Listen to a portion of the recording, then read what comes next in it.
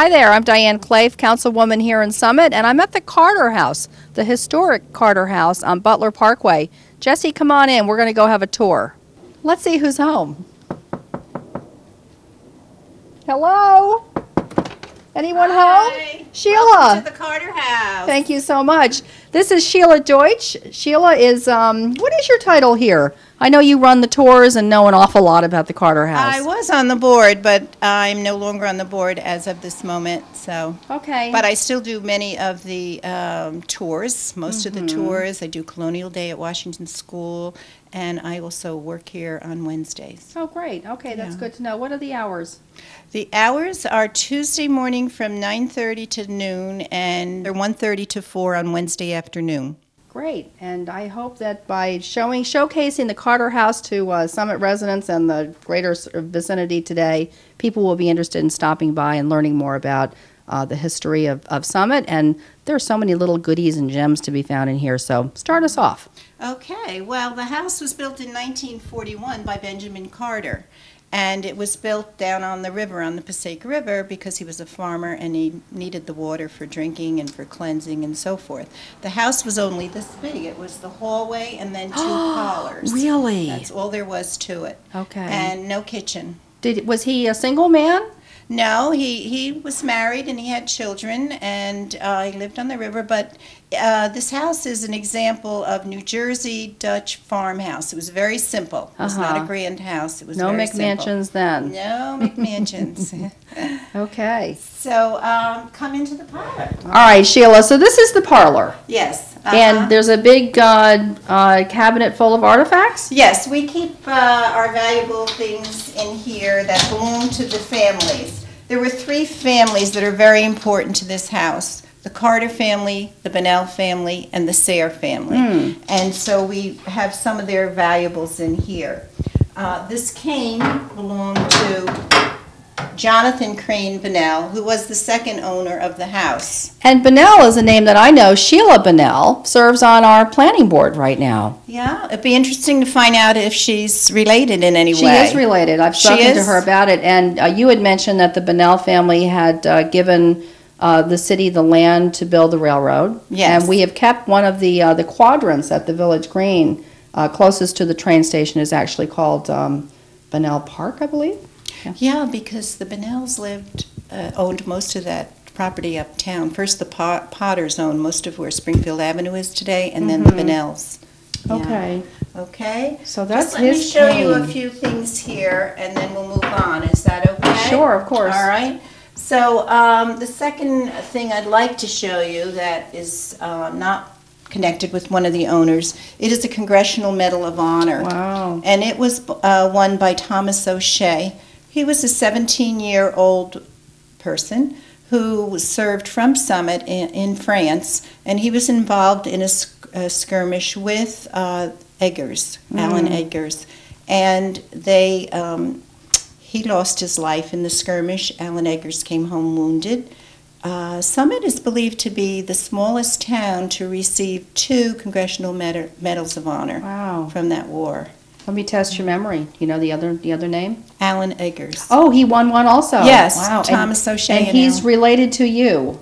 No? No. Oh, I thought he was related to you. No, Alan Okay. Eggers is, no. Okay. It would be Wow. nice, but we just named a street after him. Oh, okay. Eggers Court. Eggers Court, Yes. and O'Shea Lane was, Right. yes, so we're trying to honor them. That's wonderful. Another interesting thing in here is, this is a leather license plate. It's one of the first license plates ever, and this belonged to Edwin S. Vody from Summit. He was on the council. Of course he was. Yeah. Yes. And we also have his license. Oh, that's fantastic. Their family's been very generous, donating their things to us. Oh, that's wonderful. Okay. You could spend a couple of hours perusing this case alone. While we're here, I just want to mention, this is one of the Sayres. He was a police chief. Yes, he was our police chief for a very long time, and he just passed away a few years ago, so we were lucky to have that family stay in Summit for so long. Definitely. The house is well preserved. This is because perhaps it his? stayed in the family. No, this is the fire chief's. Oh, this is Charles okay, of Eckley's course, that's not from a police while chief's. ago. Yeah. We had a a fire department display here for a while. It was really great. Uh-huh. So, Wonderful. and over here we have a picture of the World War I. This is the ambulance corps that Summit sent to France. And in the center is Dr. Lawrence. He founded Overlook Hospital in 1906, and then he founded the medical group.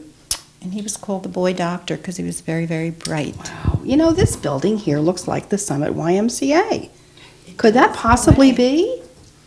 No, this is right up there. This on is the hill. Overlook? Right Oh, up on the okay. hill. All Yep, right. it's right up there. Similar. We used to sleigh ride down. Oh, nice. And in the case down here, this is fascinating. Tell Yes. us about that. Well, that is the first library in Summit, and it is now the home of the Summit Playhouse. That is lovely. So this is a diorama that some board members made quite a while ago, and we use it for educating the children and everyone else about Summit's role in the Revolutionary War. You know, that's just remarkable. It's museum quality. Yes, it's beautiful. It really is. We love it. beautiful. In the forefront there, we have the Passaic River, Uh-huh. and the road that you see that you follow up the hill was an Indian trail. Then it became King's Highway, and that now it's known as Route 24. Oh, and what's at the very top? At the top is the beacon. Summit's role in the Revolutionary, one of the things they did was there was colonial soldiers stationed up on that hill.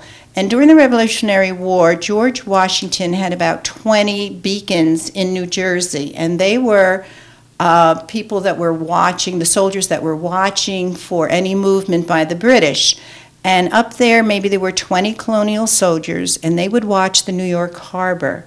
And if they saw the British approaching, they would light that. They would make a pyramid of logs, stuff it with dry leaves, and then ignite it, and this fire and the smoke would signal Washington, and he'd be in Morristown. Mm-hmm. And then he would look up on his map and say, oh, signal number 10 on the Hobart Hill, Right. see some movement of the British.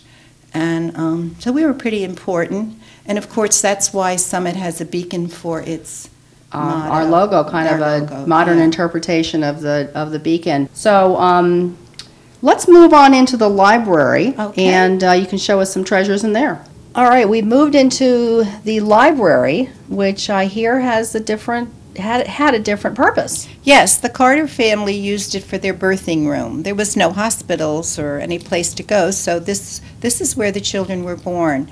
So it has a special feeling, this room. I'm glad there's a fireplace. Yeah. To provide some warmth during those Notice difficult how hours narrow. of labor. The- Yes. The fireplaces were very Why narrow. is that? They thought they would give off more heat, but actually Oh. they didn't. I read in a book once that 3 feet from the fireplace you could freeze things in the winter.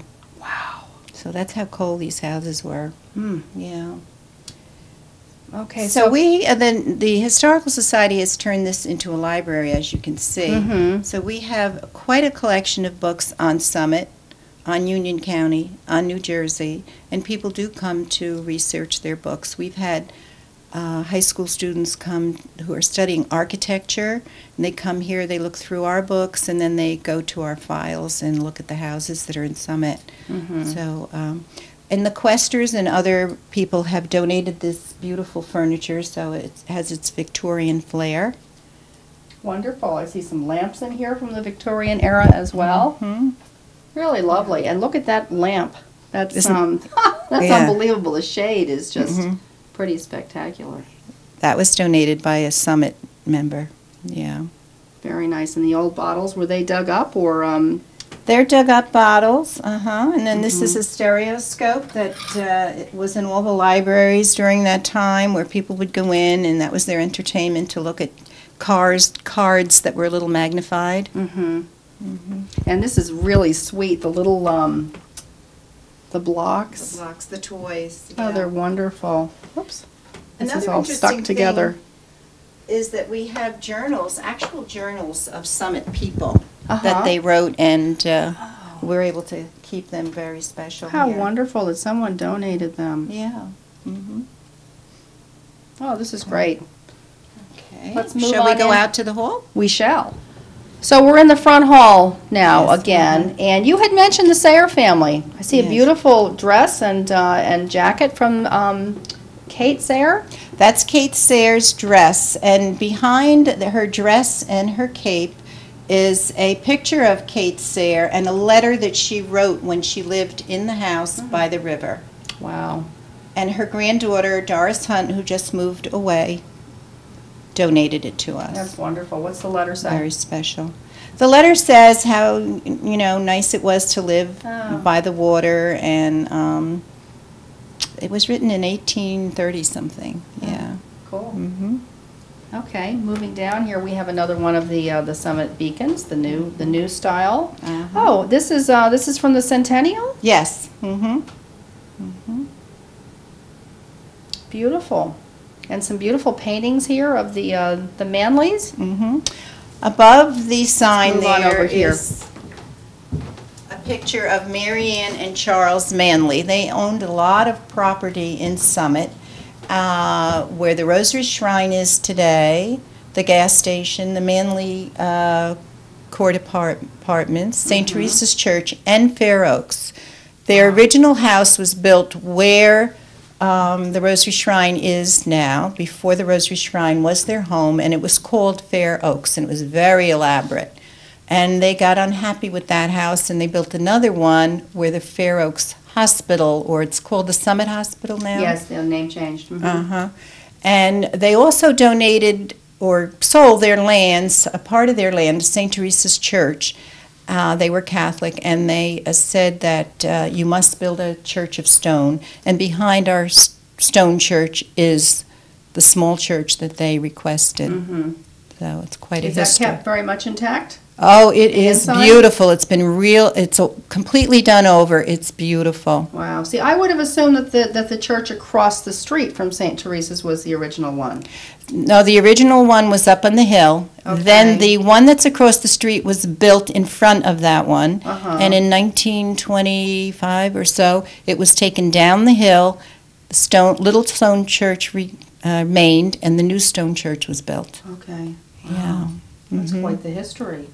This is interesting, too. This is a standing spinning wheel. Uh-huh. So the lady who spun wool on this would walk back and forth and probably walk about 25 miles a day. And you'll show us some of the other tools that were used in the wool spinning as well. Yes. When we hit another room. That's beautiful. Also, let's note that the doorway is there, and then the back door is there, Uh-huh. and that allowed colonial people to get a little breeze. That was their air conditioning. Oh. They opened That's both great. doors in the summer. Uh-huh. Kind of a wind tunnel. That's wonderful. Where are we going to go now? We're going to go to the next addition, which was added on in about 40 years later, Okay. after the 1741. And where do they sleep? They may have slept here where there may have been a ladder here to go upstairs, and they would sleep sort of on a loft situation. Uh-huh. We're not Okay. quite sure. Yeah, because the house did end here, I guess. Yeah, it ended here. It ended here. Yeah. So I Yeah. guess they would have to be up there, otherwise where Yeah. would they be? Yeah. And how about a kitchen? Where would the original kitchen have been? There was no kitchen. There was no kitchen. Colonial people, early colonial people, had no kitchens. They had to keep their food outside to preserve it. They had of course, no refrigeration, so they would keep their food, either smoke it, dry it, or in the winter keep it outside, sort of in the ground. What where about it would be food prep? cold. Where was the food preparation done? Outside. Outside, even in Yeah. the winter. Mhm. Wow. Yeah. What a harsh life. When you start thinking about it, it really is a harsh life. Sure is. Mm-hmm. Okay, let's move into the more modern area. But before we do that, there's a beautiful proclamation from the Common Council to Dr. Risk. Tell us about this. Well, Dr. James Risk and Dr. William Risk were brothers, and Dr. James Risk was mayor of Summit in 1906. And his house is across from the Rosary Shrine. It's that beautiful stone house that was Brow Funeral Home, Right. and now is being developed. And so we feel that that home is quite historic. We're happy that they're going to try to keep it really the way it was. But this is a special proclamation thanking him for being mayor of Summit. So we're proud That's to have beautiful. that. Would you mind repeating the story behind how this was located? It's a great story. Well, the story is that Virginia Dearborn, who still lives in Summit, was on a tour on some island, and the tour guide was talking about, giving the tour, and I guess Virginia started to get friendly with her, and they both shared that Virginia was from Summit, and this girl had relatives in Summit many years ago. It turned out that it was a risk relative, said she had this proclamation, and she gave it to Virginia. That is so wonderful. And Virginia gave it to us, so it's very special. Goes to show it's a small world. It truly is. Yeah.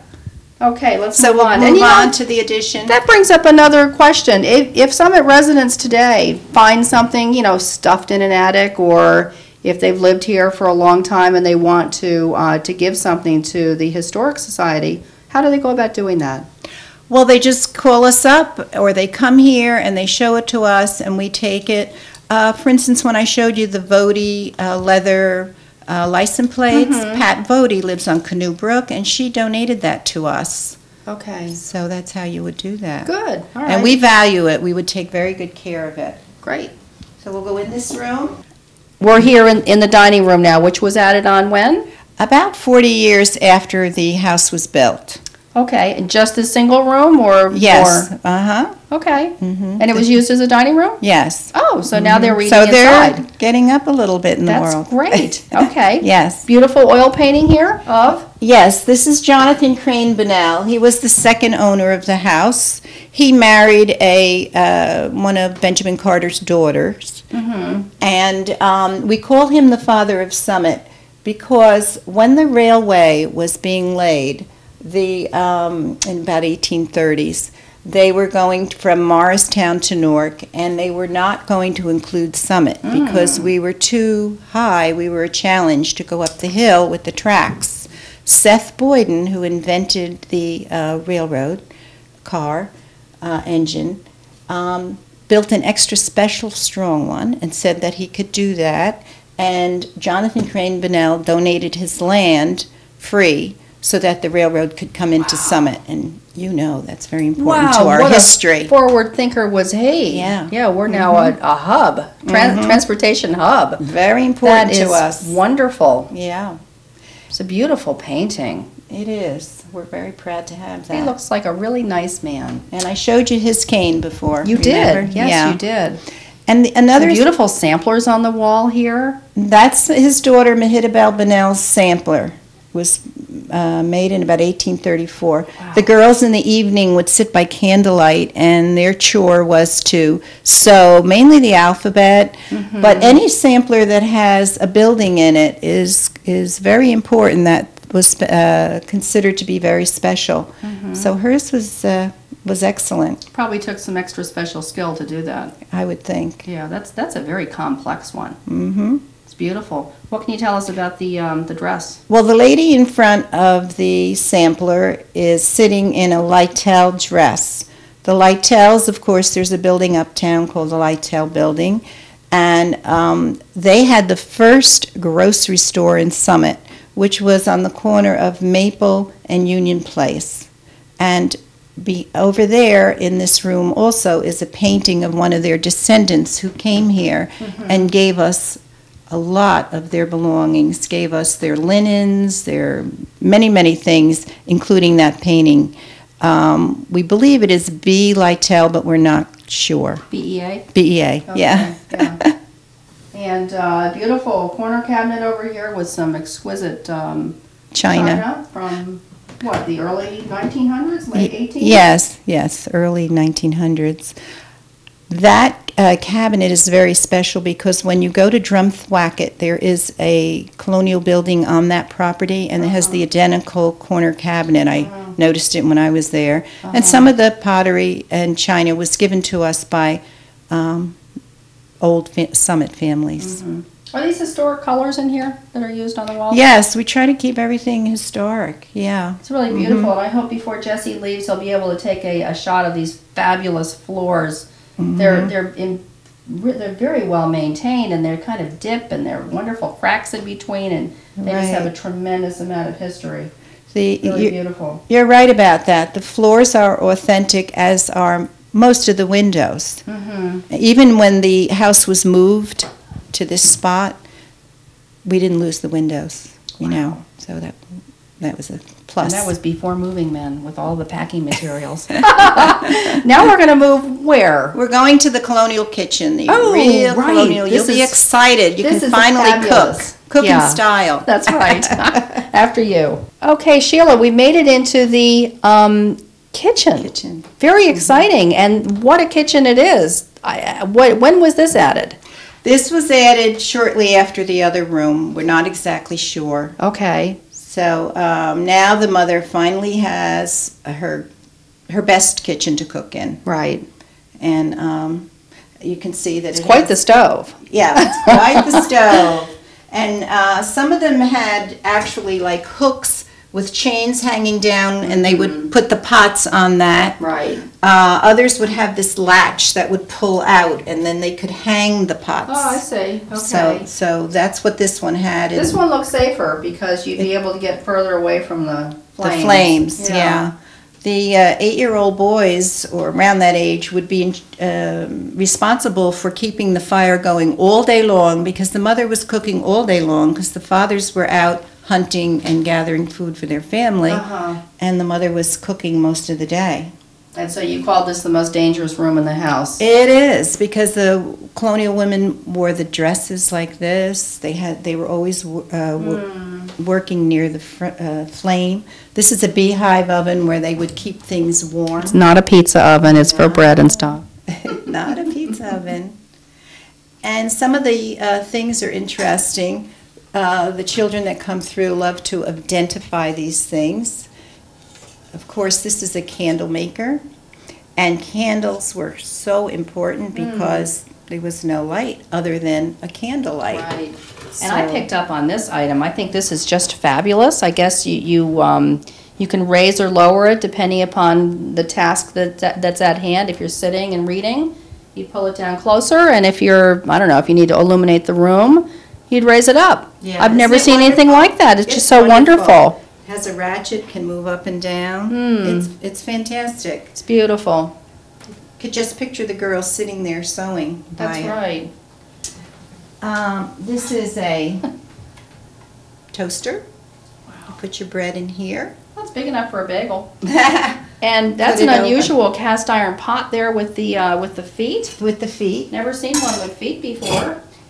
Well, they needed to have feet. Most of them had feet because they were going to sit in the ashes. So they wanted to keep them up above the ashes, you know. Wow, it's beautiful. So, yeah, we have a And lot. these were generally donated by Summit residents as well? Yes. Mm-hmm.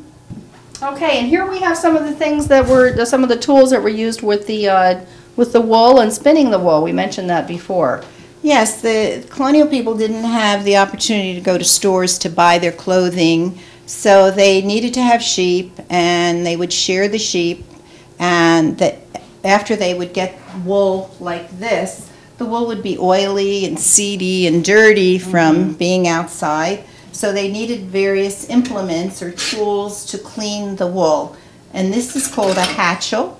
Looks very dangerous, doesn't Sure it? does. That cleaned the wool, and this is called a carder, and they would pull it through these teeth, these, Would that clean it as well, or and does it that would clean straighten it out also. the Yeah, fibers? it would clean it also. Okay. So we're now in the guts of the Carter House. This is where all of the information is stored and collated, and it must be a tremendous amount of work for you and the team to do this.